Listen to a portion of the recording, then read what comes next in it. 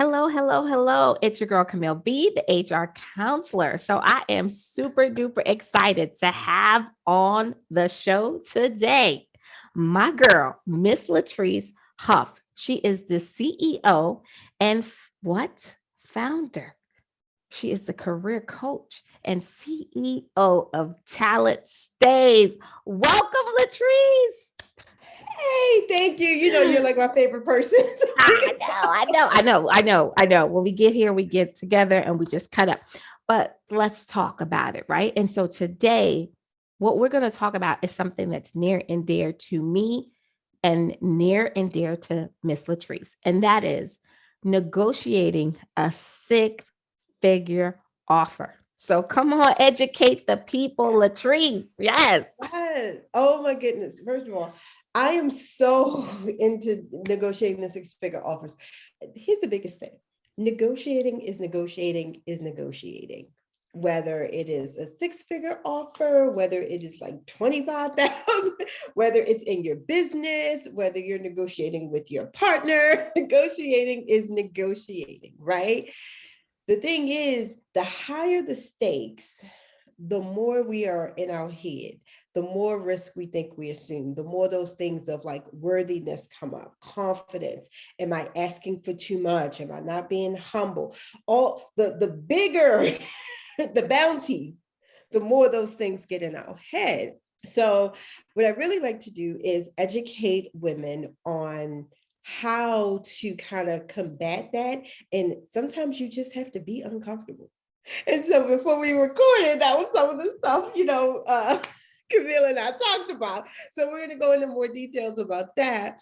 But hi, everyone. I'm LaTrice Huff, career coach, CEO of Talent Stays. I always say, like, my tagline is, I help women of color land six-figure promotions. I do that by my huge thing is telling you to break the rules. I've been in HR. I know this is an HR podcast. So we in HR, we know that sometimes, a lot of times, the people who break the rules make the most, right? So I'm going to teach you how to break the rules, build your brand, and really believe in yourself. And that's how we're going to get to the six-figure salary. And when I say six figures, I do not mean like 100,000. This will work for 125, 150. I have clients that are making in the 200s, in the 300s. In HR. I just want to put that caveat right there. Yes. HR. Did you hear that, people? In HR? Because sometimes we feel like that's not for us. We're just not capable of making that type of compensation. So LaTrice is letting you know, lies have been detected. Lies have been Let me detected. tell you, there is no cap on your salary. And I know that's kind of like hard to believe. And I've had people go back and forth with me. It is no cap. If you believe it is a cap, you will cap yourself out. Okay, say that one more time. That's it. Say it again. That was so sweet. Say it one more time. Say it one more time. It's true. If you believe it's a cap, you will cap yourself out. Point blank, period. Point blank, period. Done. That's it. Drop the mic. Drop the pen. That's the biggest tip. If you don't write anything, if you believe there is a cap, you will cap yourself out, whatever that belief is. If you like, well, I'm in South Carolina and HR generalists out here only make 75,000, you're going to cap yourself out at 75. When the truth is, I've had clients in South Carolina and North Carolina who make six figures in HR. And I used to live in North Carolina, and I was one of those people that believed you couldn't. Because when you hear it, not for nothing, though, I'm going to put a little disclaimer out there for those individuals who were once upon a time like how I used to be. When you're told so many times that, oh, this is the cap, this is cap, this is the cap, this is as far as you can go. And the individuals who are telling you this are people that are in leadership positions that you may be mentors or actually working in your organization in our field, telling you this is as far as you can go. You start to believe it. But that's why we're on this call. And that's why we're having this call today, having this conversation, because LaTrice helps you to see, maybe that's all you can make at the place you at today. Maybe it's time for you to go. I'm just saying. But nobody want to have that conversation. Or maybe it's time for you to look outside your state. What is happening now? I'm a hopper. I done been everywhere. I have been preaching. Can we just talk about remote work for a minute? Yes, please do. Please I do. have been preaching remote work before it was cute and popular. Thank you. I've been preaching about remote work when people thought, oh, people were like, oh, so what you do, sit home and clean your house. I had somebody tell me, oh, you work from home, your house must be clean. First of all, they got nothing to do with each other. No. You're working from home. But what has happened in the last 2 years, some of the good things that the pandemic brought was a new way of thinking about remote work. And it has Absolutely. become the great equalizer because Mm-mm. that person in South Carolina can now get a remote job in California where the salaries are much more high or higher. And I have seen, so now some of the companies getting hip and they'll be like, oh, based on your where you live. Yeah. So you no, can you be can remote. negotiate that. You can That's negotiate crazy. that No, I'm because doing they it for will your do that. company and your company is in California. Oh, yes. No, trust and believe. They So, do that. They do that. but that is one of the great equalizers and one of the reasons why, especially now, please listen to me, your location has nothing to do with your salary. Okay, just in case you didn't hear what she said, your location has nothing to do with your salary. So there may be employers that are saying, candidate A, our organization is based in California, but you live in a small location or smaller town in South Carolina. It's okay to say, I want them Cali wages. Is that what you're saying, LaTrice? Just want to make sure. Let's just get right into the negotiations. I am seeing negotiations like never before. When I tell you my clients are negotiating $10, $20, $30,000 in sign-on bonuses. Well, I wasn't a sign-on, but I'm one of those people. Well, yes, yeah, but negotiating just in general, right? But now I'm seeing the sign-on bonuses because, especially my HR folks, when they talk about that labor shortage and the need for talent and qualified talent, it's real. So really, we have the upper hand right now. You got to know your power. But the first step is like knowing what you want and asking for it. That's the biggest thing, the biggest thing. If I had to give like that first tip, it would be one, the first thing, like I said, is just tackling some of these beliefs, right? You have to just scratch that out. If 65,000 or 75 or in my industry or in my level or in my location, all of that, just scratch it out. Write it down, scratch it out. Let's start there. Number two, you have to do your research. And here's my other, this is 2A. Don't take the minimum. This is what I hate. I'm about to get on y'all. Camille, no, I'm gonna come for y'all. If somebody else be like, well, I looked up on Indeed or LinkedIn and it said that the average salary for, a HR director is 97,000. What that got to do with you? Do you go in and do minimum work? If you're not going in doing the bare minimum, stop setting the bar at the minimum for your salary. If you know you're above average, your salary should be above average. I love If that. you're listening to Camille and you listening this far to me, then I know you're above average. I know you're an ambitious person. I love that. And I'm glad that you mentioned that too, because if you go in and the minimum is 97 and you accept that, don't just think about yourself, but think about who's coming behind you. You are actually setting the tone for the next generation of HR professionals coming behind you, because now they're like, well, we got you and you're phenomenal at 97. So that means we can get another great one at 97. And that's not okay. That's not okay. So just because they say, and even if they say their max is 97, we all as HR professionals, we know how they just make money rain from the skies when it's other positions. We need to start putting ourselves in a position where we know our worth and we're like, wait a minute. If you say director so-and-so, who he can't even manage a person out of a paper bag, and we're the ones doing all the work, helping him coach, counsel, and course correct. If we're doing that for that person and they can make 225, 325,000, y'all have to run us our money. That's it. Period. And let me tell y'all, I think we talked about this before about HR. You have to think about how you look at yourself. You're not a support function. That goes, I don't care what they tell you. Y'all watch the previous episode. Y'all know me and Camille will be getting on y'all about this. You're not support. And if you're like LaTrice, if you are set on, that's fine. I think HR is income generating, risk mitigating. But if you just cannot get down with that, and you truly believe in your spirit and in your heart that HR is a support function, okay, tie a dollar amount to it then. I'm supporting this department and this department brings in 15 million. I'm supporting the organization and the organization is bringing in 100 million. Why should I not then get 100,000? If you have to go there, if you like, no, I've always been taught HR support. It's a much easier way to get there if you believe that you're income generating and risk mitigating. Your brain can get on board very quickly and you can explain it to others quickly why you are deserving of this money. You know what? You just said something though. So let's say you said, just if you can't get on board and say, you know what? No, I'm not income generating. I'm not income generating. I'm not income generating. I am support.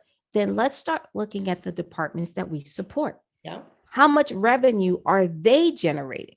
Because of you. Because you are keeping their employees engaged. By leveling. Right. Because you found a way to coach that manager. Because you found a way to navigate and help this company continue operations during COVID and continue to do it. Tie your value to that then. It's easier for your brain to get it, for you to explain. If you're like, well, I'm income, I could clearly and easily explain how in HR I generate income, or as a coach. Like people are like, what do coaches do? But when I tell you, oh, I just helped my client get a $50,000 increase. I just helped my client negotiate a $20,000 signing bonus. You're like, okay. But it's easy because I believe I am income generating. I believe if someone works with me, their income will increase. If I be like, I'm just supportive, it's harder for your brain to go there. But if it cannot, if you like, LaTrice, you be tripping, that's too much of a leap, then make it coincide with, I support this other department and they generate income, and put a number to that. I'm still going to go back to the income generating and Right. That's right? me. But yeah, that's, I feel, but I understand. People who just cannot get there, this should not interfere with you negotiating your salary, is what I'm saying. What I always tell people, if you're finding when you are starting to negotiate or thinking about negotiate and things come up with like, I shouldn't have to ask, okay, you're going to have to clean that up. Or they should just give it to me. I'm working hard. You sound right crazy. Like,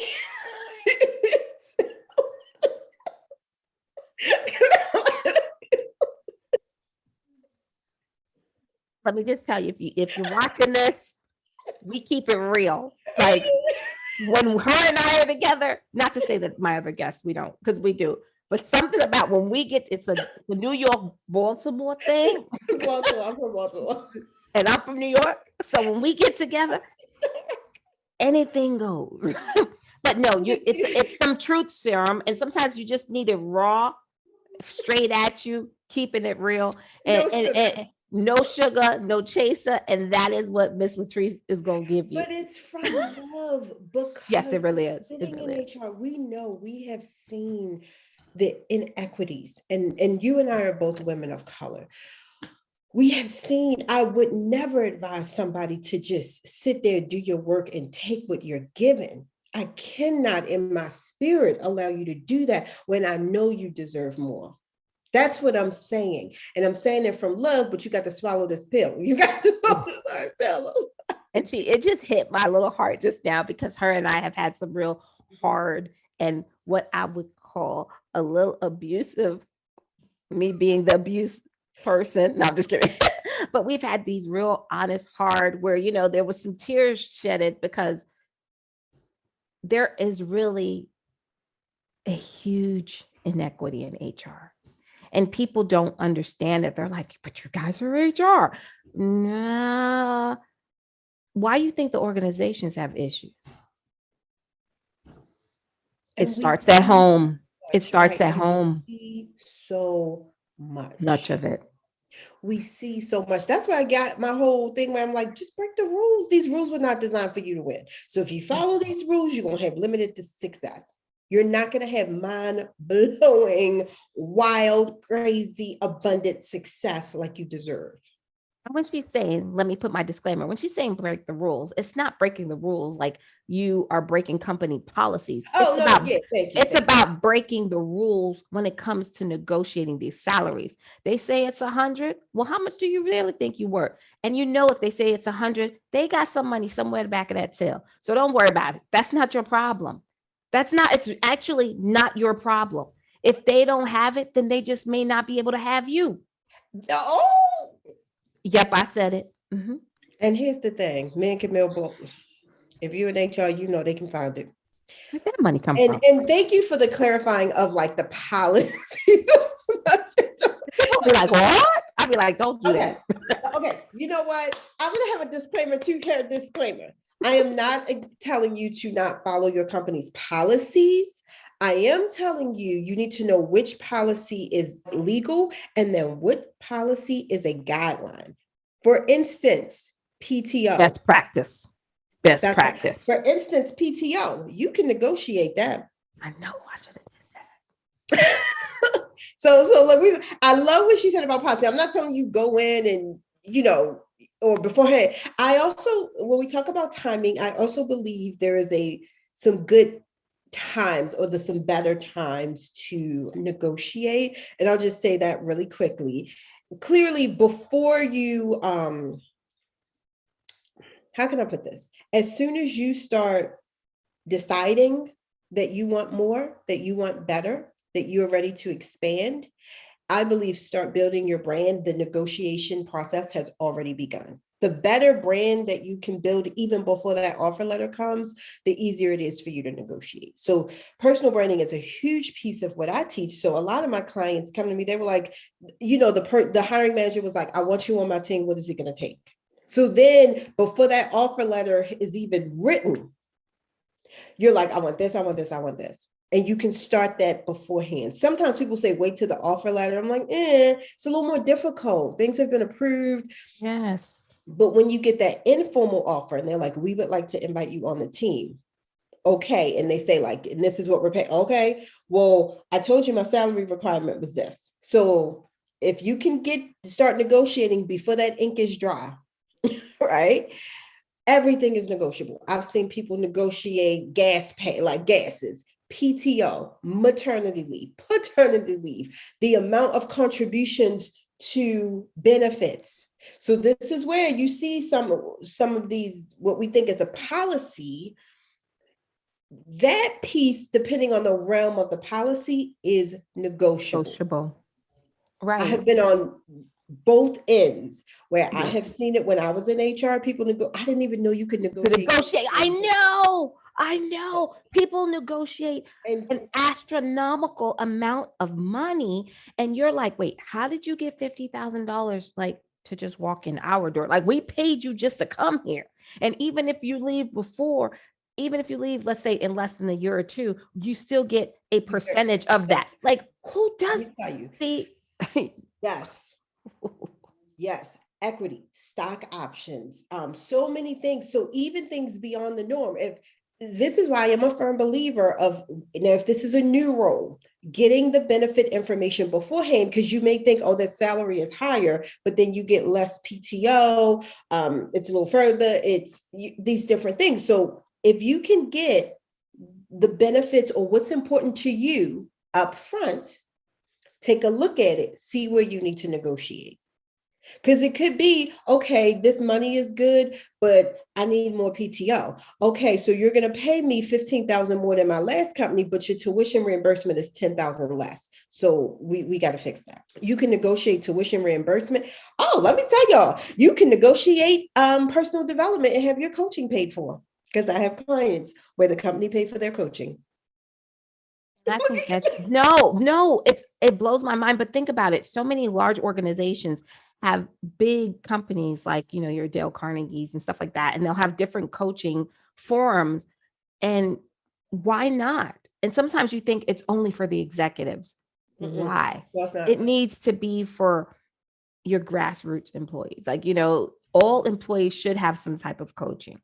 I think it's so important to the development of that employee. And in turn, it will be an asset to your organization. It'll Yes. just come back Let tenfold. me tell you. So what companies are doing is using it as a retention tool. They've done a lot of studies and mostly a lot around the what's been going on with the Great Resignation, but also around the new generation coming in with the Gen Z generation. And they're saying they want personal development options, personal development and professional development. Yes, they do.